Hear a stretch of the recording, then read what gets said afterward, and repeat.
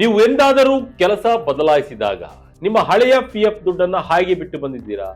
ಹಾಗಿದ್ರೆ ಕೇಳಿ, ನಿಮ್ಮಂತಹ ಲಕ್ಷಾಂತರ ಜನರ ಬರೋಬ್ಬರಿ 9,330 ಕೋಟಿ ರೂಪಾಯಿ PF ಹಣ ಯಾರು ಕ್ಲೈಮ್ ಮಾಡದೆ ಧೂಳು ಹಿಡಿತಾ ಇದೆ. ಈ ದುಡ್ಡಿನಲ್ಲಿ ನಿಮ್ಮದು ಒಂದು ಪಾಲಿದ್ದರೆ ನಿಮ್ಮ ಹಳೆಯ ಕಂಪನಿಯ ಯಾವುದೇ ಡೀಟೇಲ್ಸ್ ಇಲ್ಲದಿದ್ದರೂ ಅದನ್ನ ಹೇಗೆ ವಾಪಸ್ ಪಡೆಯಬಹುದು ಅಂತ ಇವತ್ತಿನ ವಿಡಿಯೋದಲ್ಲಿ ಅತ್ಯಂತ ಸರಳವಾಗಿ ತೋರಿಸಿಕೊಡ್ತೇನೆ. ಸ್ಕಿಪ್ ಮಾಡದೆ ಈ ವಿಡಿಯೋ ನೋಡಿ. ಎಸ್, ಬರೋಬ್ಬರಿ 9,330 ಕೋಟಿ ರೂಪಾಯಿ ಹಣ ಈಗ ಇನ್ ಆಪರೇಟಿವ್ ಅಥವಾ ನಿಷ್ಕ್ರಿಯವಾಗಿರುವ PF ಅಕೌಂಟ್ಗಳಲ್ಲಿ ಲಾಕ್ ಆಗಿದೆ. ಹೌದು, ಇದು ಯಾವುದೋ ಹಸಿ ಸುಳ್ಳಲ್ಲ. ಸ್ವತಃ EPFO ಅಂದ್ರೆ ಎಂಪ್ಲಾಯೀಸ್ ಪ್ರಾವಿಡೆಂಟ್ ಫಂಡ್ ಆರ್ಗನೈಸೇಷನ್ ಮಾಹಿತಿ ಹಕ್ಕು ಕಾಯ್ದೆ ಅಡಿ ನೀಡಿರುವ ಅಧಿಕೃತ ಮಾಹಿತಿ. ಇಷ್ಟೊಂದು ದೊಡ್ಡ ಮೊತ್ತದ ಹಣ ಯಾಕೆ ಅಲ್ಲಿ ಸಿಲುಕಿಕೊಂಡಿದೆ? ಆ ಹಣದಿಂದ ಸರ್ಕಾರ ಏನೆಲ್ಲ ಮಾಡಬಹುದಾಗಿದೆ? ಮತ್ತೆ ನಿಮ್ಮದೇನಾದ್ರೂ ಹಳೆಯ PF ದುಡ್ಡು ಬಾಕಿ ಇದ್ದರೆ ನಿಮ್ಮ ಹಳೆಯ ಕಂಪನಿಯ ಡೀಟೇಲ್ಸ್ ಇಲ್ಲದಿದ್ದರೂ ಅದನ್ನು ಹೇಗೆ ವಾಪಸ್ ಪಡೆಯಬಹುದು ಅನ್ನೋದನ್ನ ಇವತ್ತಿನ ವಿಡಿಯೋದಲ್ಲಿ ತುಂಬಾ ಸಿಂಪಲ್ ಆಗಿ ಹೇಳ್ತಾ ಹೋಗ್ತೀನಿ, ಬನ್ನಿ. ಸುಧಾರಣೆಗಳ ನಡುವೆಯೂ ಅನಾಥವಾದ PF ಹಣ. ಎಸ್ ಸ್ನೇಹಿತರೆ, ಕೇಂದ್ರ ಸರ್ಕಾರವು ಇತ್ತೀಚೆಗಷ್ಟೇ ಹೊಸ ಕ್ರಾಂತಿಕಾರಕ ಬದಲಾವಣೆಯೊಂದನ್ನ ತಂದಿದೆ. ಈ ಬಗ್ಗೆ ನಾವೇ ಒಂದು ವಿಡಿಯೋ ಮಾಡಿ ಏನೆಲ್ಲ ಬದಲಾಗಿದೆ ಎಂಬುದನ್ನ ಹೇಳಿದ್ದೇವೆ. Employees provident fund scheme 2026. ಈ ಹೊಸ ಸ್ಕೀಮ್ ಜೂನ್ 29ರಿಂದ ಜಾರಿಗೆ ಬಂದಿದ್ದು. ಇದು ಬರೋಬ್ಬರಿ 1952ರ ಹಳೆಯ EPF ಸ್ಕೀಮ್ ಅನ್ನ ರೀಪ್ಲೇಸ್ ಮಾಡಿದೆ.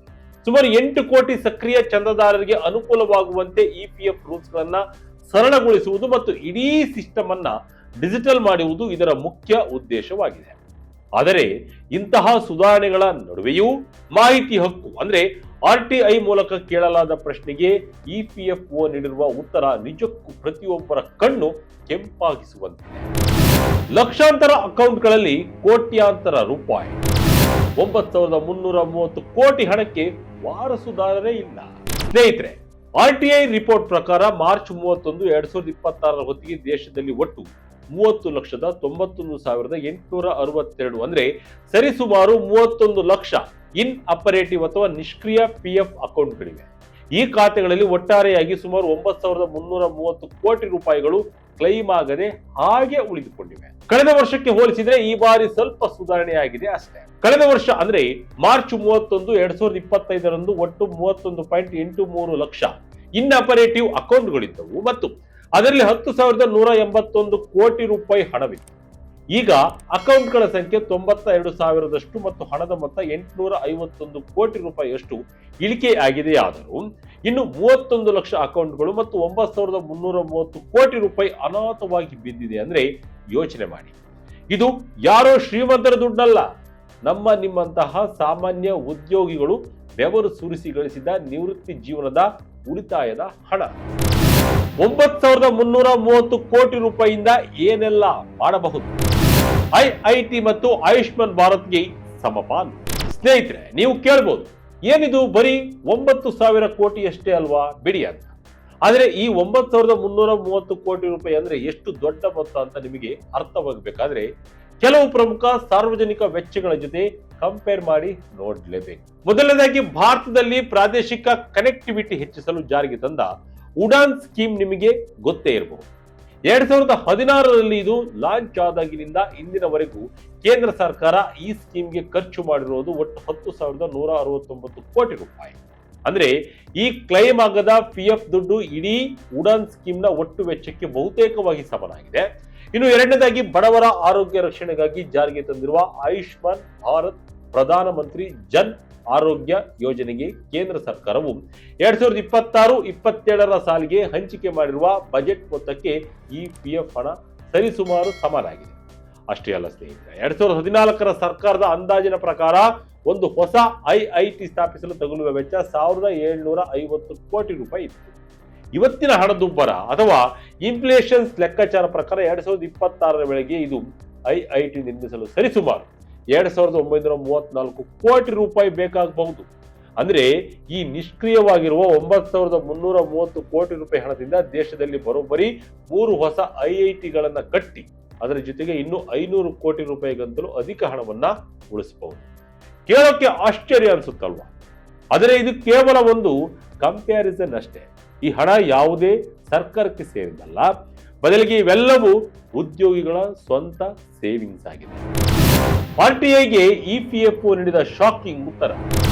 ಕೆಲವು ಪ್ರಮುಖ ಮಾಹಿತಿ ಬಹಿರಂಗಕ್ಕೆ ನಿರಾಕರಣೆ. ಸ್ನೇಹಿತರೆ, ಈ ಇನ್ಆಪರೇಟಿವ್ ಅಕೌಂಟ್ಗಳ ಬಗ್ಗೆ ಕಳೆದ 6 ವರ್ಷಗಳ ಟ್ರೆಂಡ್ ಹೇಗಿದೆ ಅಂತ ತಿಳಿಯಲು ಮಾಹಿತಿ ಹಕ್ಕು ಅರ್ಜಿಯಲ್ಲಿ ಪ್ರಶ್ನೆ ಕೇಳಲಾಗಿತ್ತು.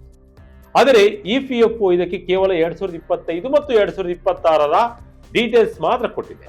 ಯಾಕೆಂದ್ರೆ ಇನ್ಆಪರೇಟಿವ್ ಅಕೌಂಟ್ ಸೆಲ್ ಎಂಬ ವಿಶೇಷ ವಿಭಾಗವನ್ನ ಇಪಿಎಫ್ಒ ಸ್ಥಾಪಿಸಿದೆ 2025-26ರಲ್ಲಿ ಅಂತ. ಹಾಗಾಗಿ ಅದಕ್ಕಿಂತ ಹಳೆಯ ಮಾಹಿತಿ ನಮ್ಮ ಹತ್ತಿರ ಲಭ್ಯವಿಲ್ಲ ಅಂತ ಅವರು ಹೇಳಿದ್ದಾರೆ. ಅಷ್ಟೇ ಅಲ್ಲದೆ ಈ ನಿಷ್ಕ್ರಿಯ ಖಾತೆಗಳಲ್ಲಿ ಎಷ್ಟು ಖಾತೆಗಳು ಆಧಾರ್ ಕಾರ್ಡ್ಗೆ ಲಿಂಕ್ ಆಗಿವೆ, ಅವುಗಳ ಆಟೋ ಸೆಟಲ್ಮೆಂಟ್ ಸ್ಟೇಟಸ್ ಏನು ಮತ್ತು 5 ಲಕ್ಷಕ್ಕಿಂತ ಅಧಿಕ ಹಣ ಇರುವ ದೊಡ್ಡ ದೊಡ್ಡ ಅಕೌಂಟ್ಗಳು ಎಷ್ಟು ಇವೆ ಅಂತ ಕೇಳಿದಾಗ ಇಪಿಎಫ್ಒ ಆ ಮಾಹಿತಿಗಳನ್ನು ಕೊಡಲು ನಿರಾಕರಿಸಿದೆ.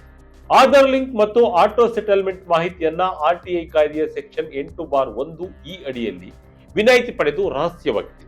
ಇದು ಪಬ್ಲಿಕ್ ಅಥಾರಿಟಿ ಮತ್ತು ಸಾರ್ವಜನಿಕರ ನಡುವೆ ವಿಶ್ವಾಸಾರ್ಹ ಸಂಬಂಧದ ವ್ಯಾಪ್ತಿಯಲ್ಲಿ ಬರುವುದರಿಂದ ಅದನ್ನು ಹಂಚಿಕೊಳ್ಳಲಾಗದು ಎಂದಿದೆ. ಹಾಗೂ 5 ಲಕ್ಷಕ್ಕಿಂತ ಹೆಚ್ಚು ಬ್ಯಾಲೆನ್ಸ್ ಇರುವ ಖಾತೆಗಳ ಡೇಟಾವನ್ನ ನಾವು ಆ ಫಾರ್ಮೆಟ್ ನಲ್ಲಿ ಮೇಂಟೈನ್ ಮಾಡ್ತಿಲ್ಲ ಅಂತ ಹೇಳಿಬಿಟ್ಟಿದೆ.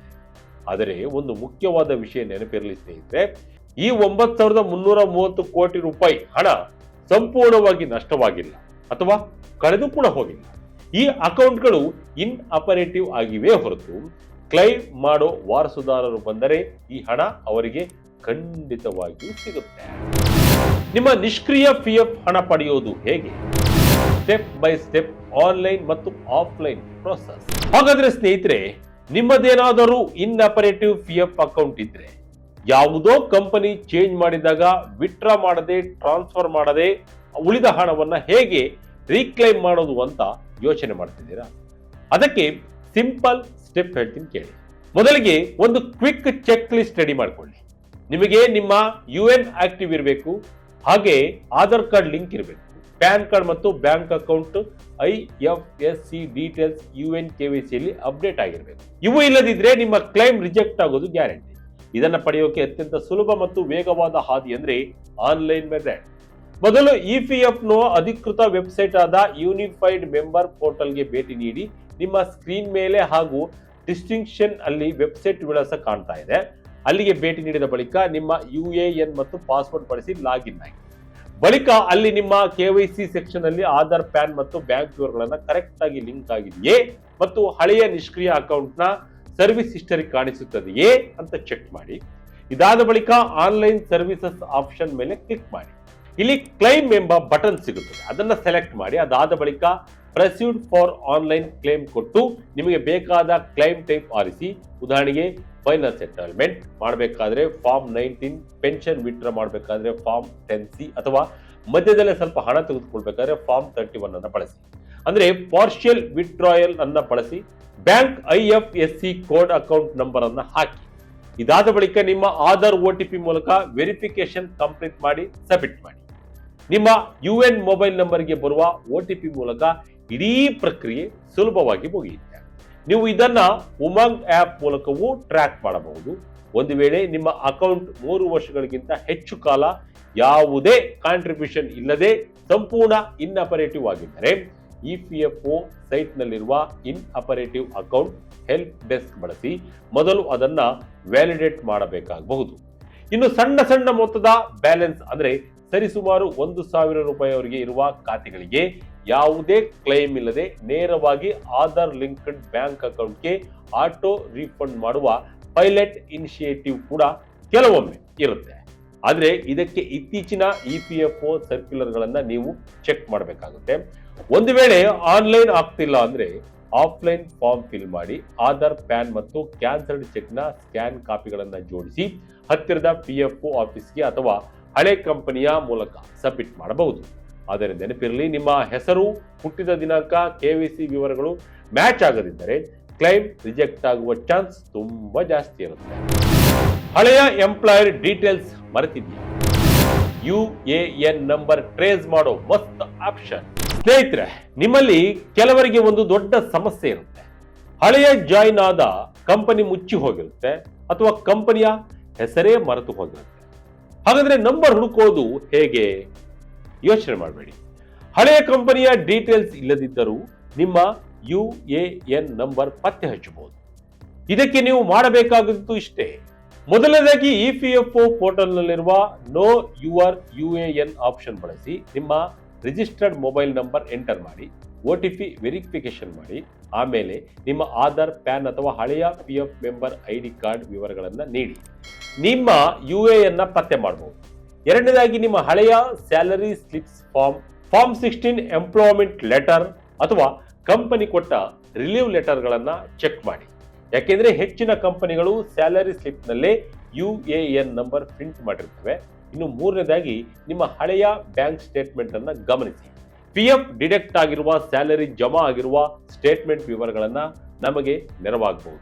ಒಂದು ವೇಳೆ ನಿಮಗೆ ಹಳೆಯ ಮೆಂಬರ್ ID ಮಾತ್ರ ಗೊತ್ತಿದ್ದು ಕಂಪನಿ ನೆನಪಿಲ್ಲದಿದ್ದರೂ EPFO ಆ ಮೆಂಬರ್ ID ಆಧಾರದ ಮೇಲೆ ನಿಮ್ಮ UAN ನ ಪತ್ತೆ ಹಚ್ಚಿಕೊಡುತ್ತದೆ. ಆದರೆ ಒಂದು ವೇಳೆ ನಿಮ್ಮ UAN ಗೆ ಲಿಂಕ್ ಆಗಿದ್ದ ಹಳೆಯ ಮೊಬೈಲ್ ನಂಬರ್ ಆಕ್ಟಿವ್ ಇಲ್ಲದಿದ್ದರೆ ಅದನ್ನ ಅಪ್ಡೇಟ್ ಮಾಡಲು EPFO ಆಫೀಸ್ ಅಥವಾ ಹಳೆಯ ಕಂಪನಿಯ ಸಹಾಯ ಬೇಕಾಗಬಹುದು.